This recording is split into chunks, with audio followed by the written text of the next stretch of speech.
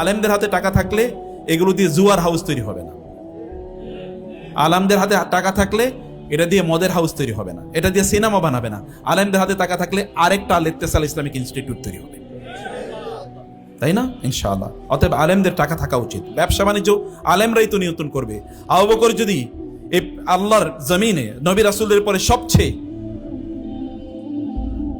ভালো মানুষ হয়ে থাকেন অথবা সবচেয়ে দামি মানুষ হয়ে থাকেন, খাদিজাতুল কুবরা রাদিয়াল্লাহু তাআলা আনহা যদি নারীদের মধ্যে শ্রেষ্ঠতম হয়ে থাকেন, তাইলে অর্থ এখানে একটা বড় ভূমিকা পালন করেছে। এই পৃথিবীতে দুজন ইসলামের পক্ষে যে দুজন মানুষের সবচেয়ে বেশি অবদান, এই দুইজনই টাকাওয়ালা ছিল।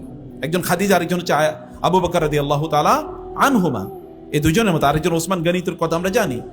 10 জন আশারে মুবাশশারের মধ্যে আমি গুণে দেখেছি এর মধ্যে প্রায় 9 জনই ধনী ছিল। ধন সম্পদ লাগবে, আপনারা এরকম সম্পদ উপার্জনের জন্য হালাল প্রচুর রাস্তা তৈরি করেন ইনশাআল্লাহ।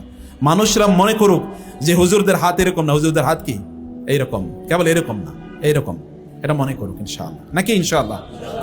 এমন কিছু মানুষ আমরা তৈরি করব, এরকম একটা প্ল্যান নিয়ে আমরা সামনে আগাই। যদি চিন্তা পরিবর্তন হয়, আমাদের আয়োজন পরিবর্তন হয়ে যাবে। যদি চিন্তা পরিবর্তন হয়, আমাদের অ্যাপ্রোচ পরিবর্তন হয়ে যাবে।